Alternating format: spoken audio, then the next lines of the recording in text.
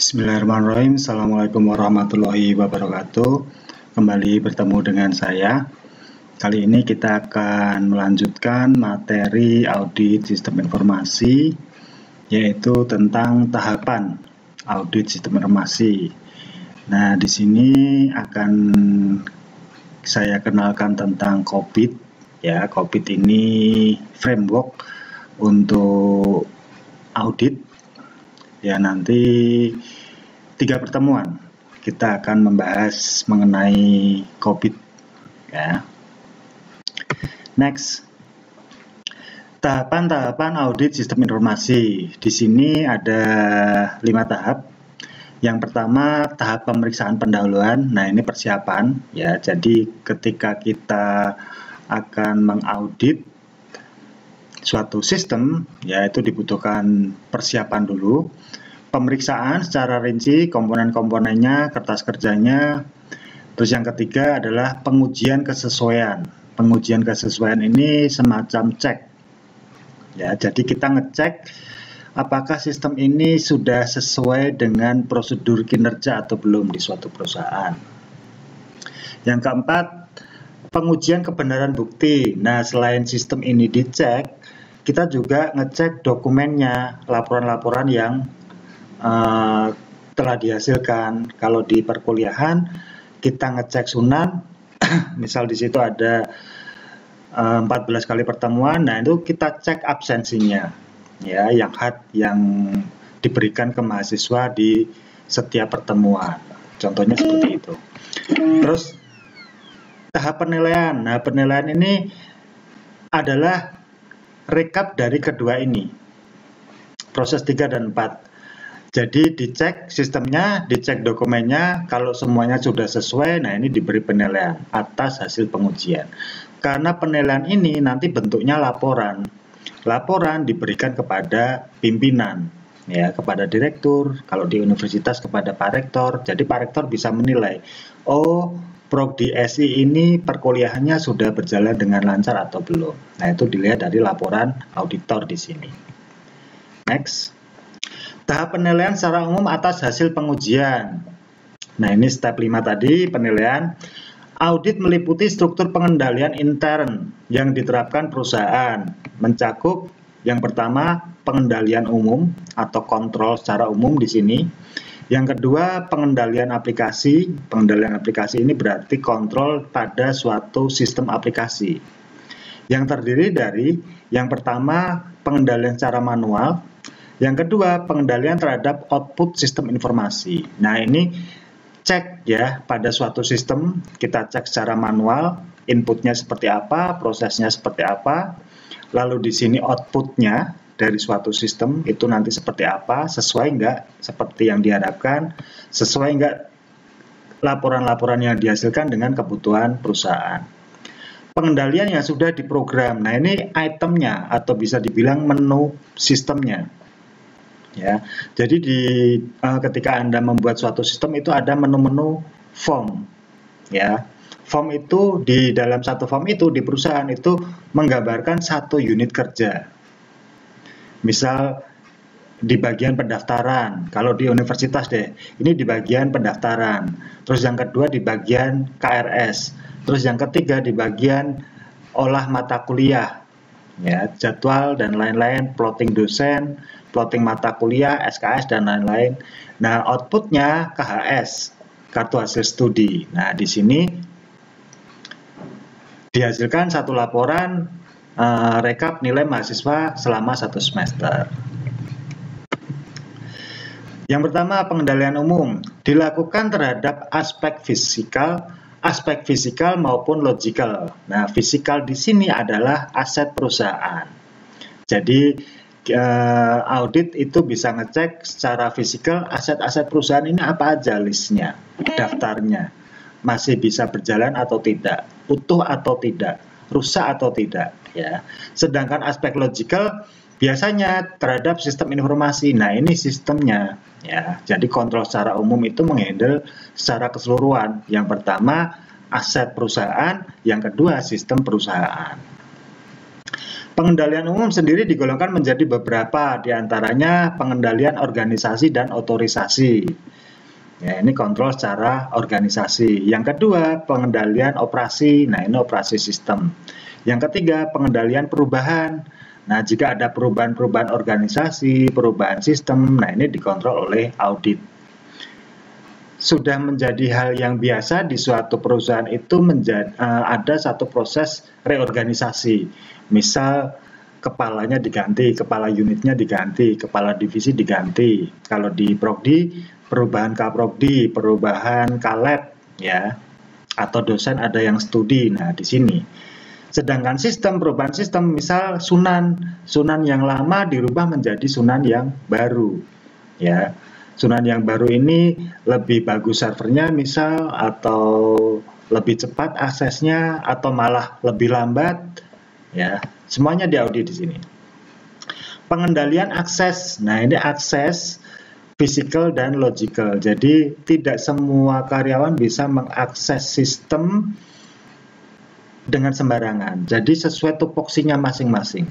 Ya, di sini tugas admin sistem pusat yang mengontrol user dan password sistem. Ya. Next, macam-macam pengendalian aplikasi. Nah, ini aplikasi sistem informasi. Pengendalian aplikasi dalam organisasi sendiri biasanya dibagi menjadi beberapa. Yang pertama, organisasi aplikasi. Nah, ini kalau di perusahaan biasanya disebut dengan sistem SDM. Ya, sumber daya manusia. Di situ di dalamnya ada pendataan karyawan, terus absensi karyawan, terus penggajian karyawan, terus tunjangan kesehatan, misal tunjangan hari raya, terus ada istri, anak, semuanya terdata di sini, ya. Terus akses aplikasi ini aplikasi seperti SIM dan SIA, sistem informasi manajemen dan akuntansi di suatu perusahaan. Di sini ada input, proses, output, dan database. Nah, ini standar ya, standar sistem informasi. Next, kertas kerja. Nah, ini yang seperti saya bilang tadi, di tahap pendahuluan seorang auditor harus menyiapkan suatu kertas kerja.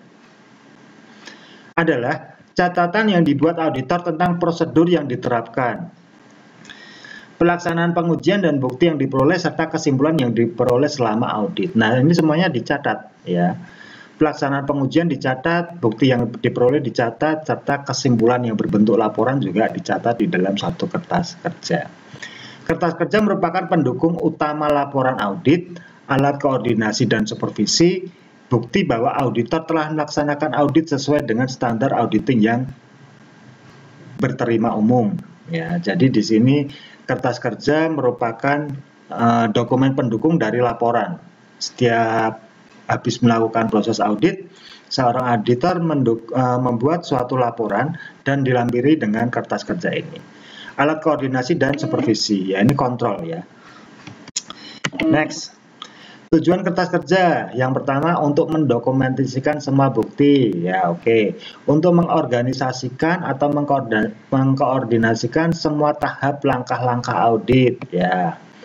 Untuk membantu auditor senior, partner, atau pimpinan kantor akuntan dalam mereview pekerjaan.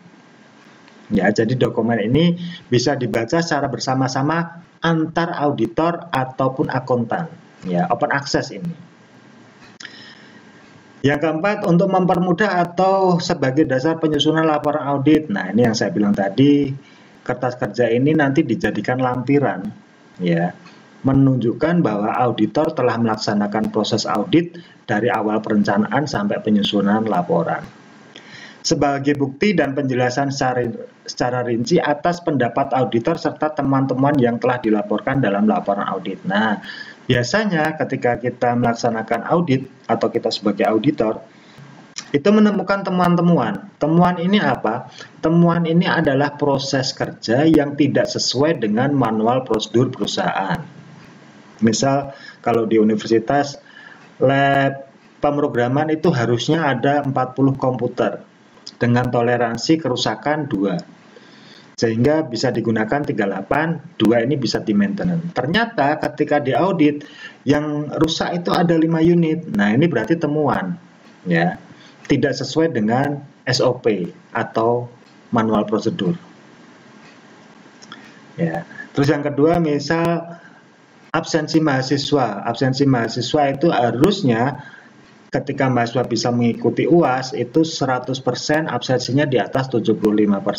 Ternyata ketika dicek audit, ada banyak mahasiswa yang absensinya tidak sampai 75%. Cuman kok mahasiswanya ikut UAS semua. Nah, ini ada kesalahan di sini ya, ada temuan di sini.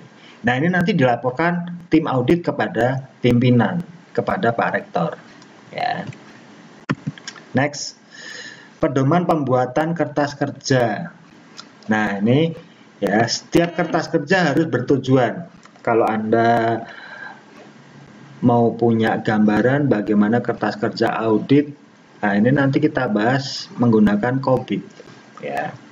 COBIT itu framework untuk audit sistem informasi, atau Anda bisa cari di internet ya, kertas kerja seperti apa, atau nanti next pertemuan saya beri contoh-contohnya.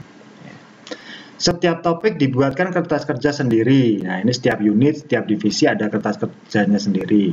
Identitas judul harus jelas, diberi indeks, penomoran, terus semua langkah prosedur audit harus jelas. Nah, ini yang menyiapkan auditor ya, langkah-langkahnya, pertanyaan-pertanyaan yang ditanyakan, ya, domainnya apa. Berisi komentar auditor yang mencerminkan kesimpulan. Nah, ini masukan-masukan dari auditor ditulis di sini ya, dicatat di sini. Ada paragraf dan tanggal pembuatan. Nah, ini tanggal untuk identitas kegiatan, penyimpanan terpisah antara yang sudah selesai dengan yang belum selesai. Jenis kertas kerja. Nah, ini macam-macam. Kalau di SIA itu ada neraca saldo ketika kita ngecek keuangan ya. Saldo perusahaan itu seperti apa? Debitnya seperti apa, kreditnya seperti apa. Terus yang kedua, jadwal analisis. Nah, ini jadwal kinerja ya. Memo audit dan informasi pendukung. Nah, ini catatan-catatan audit. Itu termasuk sebagai dokumen kertas kerja. Jurnal penyesuaian dan pengklasifikasian kembali. Jurnal ini juga seperti laporan keuangan ya. Next. Fungsi kertas kerja yang pertama sebagai pendukung pendapat auditor, yang kedua membantu dalam pengarahan dan pengawasan pekerjaan, penyediaan catatan. Nah, ini yang penting ya, fungsi kertas kerja ini sebagai penyedia catatan. Yang pertama prosedur audit yang dilaksanakan atau yang dilakukan, pengujian yang dilakukan ya, ini dicatat. Proses audit dicatat, pengujian dicatat, informasi yang diperoleh dicatat, kesimpulan yang dicapai dicatat. Menyediakan bukti bahwa audit telah diarahkan menurut standar profesional audit internal. Menyediakan bukti bahwa audit telah diarahkan menurut standar profesional audit internal. Di suatu perusahaan itu dia biasanya mempunyai standar audit. Ya, kalau di kampus itu standarnya akreditasi. Mungkin Anda sering dengar akreditasi, Prodi SI akreditasinya B, Prodi Bahasa Inggris akreditasinya A, Prodi PGSD akreditasinya A. Akreditasi itu apa? Nah, ini standar audit internal ya. Ada sekian komponen, banyak sekali komponen di dalamnya, dokumen yang disiapkan juga macam-macam. Dan di kampus, di universitas itu selain akreditasi itu juga ada audit internal juga. Jadi setiap prodi itu diaudit di setiap semester. Jadi setiap prodi itu diaudit setiap semester oleh tim audit internal dari universitas. Kelengkapan kertas kerja. Kertas kerja harus akurat dan lengkap ya. Kertas kerja harus berdiri sendiri. Dalam hal ini harus dinyatakan secara jelas bahwa pekerjaan telah dilaksanakan. Bagaimana dan dari mana sampel dipilih, tujuan kertas kerja, temuan apa saja yang telah dibuat dan lain-lain. Ya, di sini seorang auditor menyiapkan kertas kerja untuk mencatat pekerjaan yang dilaksanakan, sampel-sampel seperti yang sudah pernah saya bahas. Misal di satu perusahaan itu ada 1000 karyawan, itu tidak diaudit semua, hanya disampel 50% atau 25% misal. Terus tujuan kertas kerjanya apa dan temuan di sini. Setiap bagian dari kertas kerja harus terdiri dari, nah ini yang tadi judul ada, identifikasi sumber, narasumber maksudnya ketika wawancara ini dengan siapa, tanggal, ya tanggal pelaksanaan auditor dan penomoran. Nah ini laporan. Kalau tadi kita bicara kertas kerja, itu berarti dari perencanaan sampai ke proses audit, sampai ke cek finalisasi audit. Nah, kalau laporan ini adalah dokumen setelah audit. Laporan ini yang nanti dimasukkan ke pimpinan sebagai referensi pimpinan untuk pengambilan keputusan. Ya. Prinsip hasil laporan audit merupakan media yang dipakai oleh auditor dalam berkomunikasi dengan klien. Laporan audit berupa komunikasi dan ekspresi auditor terhadap objek yang diaudit. Laporan atau ekspresi tersebut dapat dimengerti, maka laporan itu harus mampu dipahami oleh penggunanya. Ya, jadi laporan audit ini selain diberikan kepada pimpinan, juga diberikan kepada klien. Ya, jadi seperti akreditasi.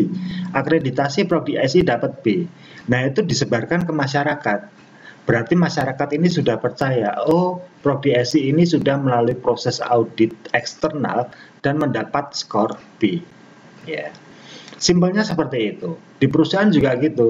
Jadi kalau di perusahaan misal Jarum ya melaksanakan proses audit di perusahaan, nah itu klien harus tahu, oh ternyata Jarum ini menggunakan standar protokol kesehatan. Ya, semua karyawan sudah memakai masker, semua karyawan sudah dicek kesehatannya, sehingga dalam proses produksi di Jarum itu bisa dikatakan aman dari COVID-19, misal seperti itu.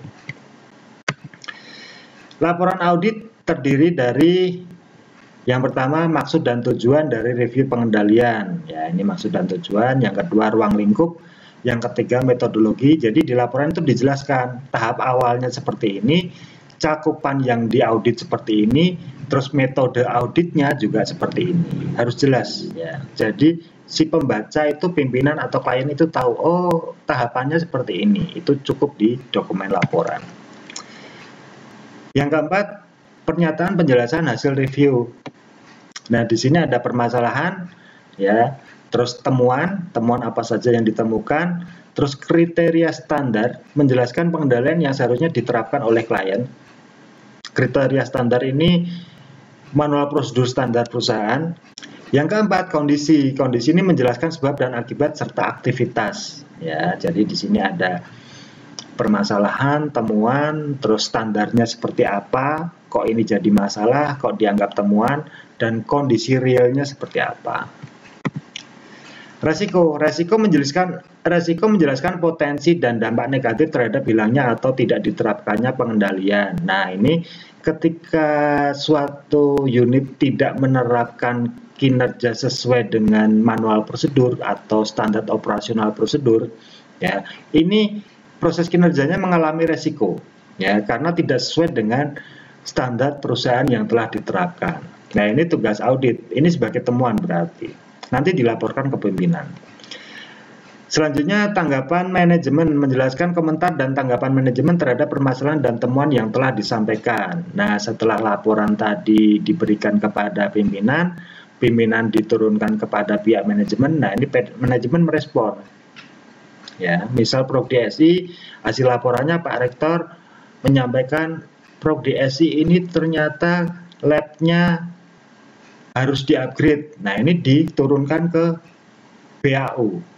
Ya, level manajemen, BAK dan BAU. Cuman yang mengurusi umum itu BAU. Lalu BAU kontrol ke Prodi, kira-kira butuh upgrade spek laboratorium komputer yang seperti apa. Nah, ini terjadi komunikasi ya antara bagian umum dan unit yang akan diselesaikan permasalahannya. Dan nanti tinggal BAU beli pengadaan 40 unit komputer, diimplementasikan ke laboratorium Prodi. Rekomendasi menjelaskan saran-saran perbaikan dan implementasi pengendalian yang harus diterapkan dalam kegiatan aktivitas klien. Nah, ini rekomendasi menjelaskan saran-saran perbaikan. Fungsinya audit itu ini. ya. Jika suatu unit dirasa kurang kinerjanya, peralatannya, SDM-nya, nah ini diberikan saran-saran perbaikan dan implementasinya. Ya, Prodi SI harusnya seperti ini, dosennya harusnya mempunyai keilmuan seperti ini, mahasiswanya harusnya agar dapat IPK bagus yang dipelajari ini dan seterusnya. Acuan pelaksanaan audit. Pelaksanaan audit sistem informasi dilaksanakan berdasarkan risk-based approach. Nah, ini standar internasional. Ya. Di sini ada bermacam-macam contoh. Yang pertama COVID yang sudah kita bahas, COVID 5. Ini adalah framework atau kerangka kerja. Kerangka kerja itu bisa dibilang juga kertas kerja. Ya, jadi ketika kita mengaudit itu berpacu pada standar ini. Jangan diasumsikan software yang macam-macam, bukan ya. Ini adalah hanya sebatas kerangka kerja. Kalau di perkuliahan itu silabus ya, RPS. Jadi 16 pertemuan itu nanti materinya pertemuan pertama apa, pertemuan kedua apa, pertemuan ketiga apa. Nah, itu dokumen ya, dokumen silabus. Nah, itu COVID. Kerangka kerja yang digunakan untuk proses audit ya. Ada 4 domain ini nanti kita bahas. ISO ya sama, ini standar internasional, dan ini best practice lainnya seperti ISACA guideline, ini juga framework untuk audit sistem informasi, CISA, COSO dan lain-lain ya. Next. Pelaksanaan audit. Pelaksanaan audit dilakukan dengan cara yang dapat dilaksanakan. Yang pertama, penyampaian kuesioner. Ya, kuesioner 1, analisis pengolahan teknologi informasi. Ini dari bagian manajemen. Kuesioner 2, analisis pengelolaan teknologi informasi. Nah, ini information technology control. Nah, ini kuesioner disebar ke pengguna sistem dan pemakai sistem. Kalau di kampus itu biasanya kritik dan saran, ya, masukan, kuesioner pengguna sistem ke mahasiswa dan lain-lain. Wawancara ini juga dilakukan ya oleh auditor ke para karyawan di perusahaan. Kira-kira prosesnya seperti apa? Saya kalau di audit itu diwawancara, ya ditanyain, Pak Arif perkuliahannya berapa pertemuan? Oh 16. Itu materi semua? Oh enggak, yang materi cuma 14, yang 2 mid sama UAS. Tugasnya seperti apa? Nanti saya kasih lihat, tugasnya seperti ini, mahasiswa mengerjakan seperti ini, terus nilai yang dihasilkan seperti ini. Nah, itu wawancara. Observasi di sini ada major application. Nah, ini cek aplikasi secara keseluruhan, ya. Terus yang kedua, infrastruktur pendukung.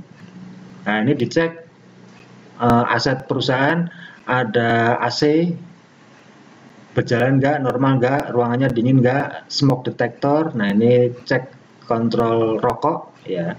Kalau di ruangan AC dilarang merokok. Fire extinguisher, nah ini alat pemadam kebakaran, hidran dan lain-lain. Terus ini sistem, ada sistem operasi Windows, Linux, terus database yang digunakan. Nah, ini internet ya. Internet itu juga dicek apakah jalan atau tidak, lemot atau tidak ya ketika diakses banyak orang. Masih menjadi perhatian ini di UMK ketika seluruh mahasiswa mengakses ya. Hardware dan software yang digunakan perlu di-upgrade atau tidak, original atau tidak, sesuai dengan standar perusahaan atau tidak. Kebijakan dan standar operasional prosedur. Nah, ini yang saya bilang tadi, MP, manual prosedur atau SOP, standard operation procedure. Selanjutnya, pelaksanaan audit itu ada studi kebijakan, prosedur, dan dokumen. Nah, kalau studi kebijakan ini hubungannya dengan personalia. Jadi aturan-aturan perusahaan di situ dikontrol. Bagaimana kalau karyawan ini hamil, bagaimana kalau karyawan ini cuti sakit, bagaimana kalau karyawan ini cuti hari raya, bagaimana kalau karyawan ini melakukan pelanggaran ada sanksi dan seterusnya. Nah, ini dikaji terus ya oleh auditor. Pengujian dengan menggunakan perangkat lunak. Nah, ini menggunakan software. Nah, ini nanti jadi tugas Anda. Final project ya, entah MIT atau UAS atau dua-duanya, membuat suatu sistem yang bisa mewakili kertas kerja perusahaan ya, menggunakan standar COBIT. Ada 4 domain. Nah, Anda tinggal buat aplikasinya. Nanti kalau audit tinggal menggunakan aplikasi ini. Boleh web, boleh desktop, boleh Android. Terima kasih. Nah, oke, segini dulu kuliah kali ini mengenai tahapan audit dan sedikit pengenalan COBIT. Kalau ada pertanyaan silahkan Anda tanya di grup, nanti kita bisa diskusi di grup. Sekian dulu, kuliah saya tutup. Billahi taufik walhidayah. Wassalamualaikum warahmatullahi wabarakatuh.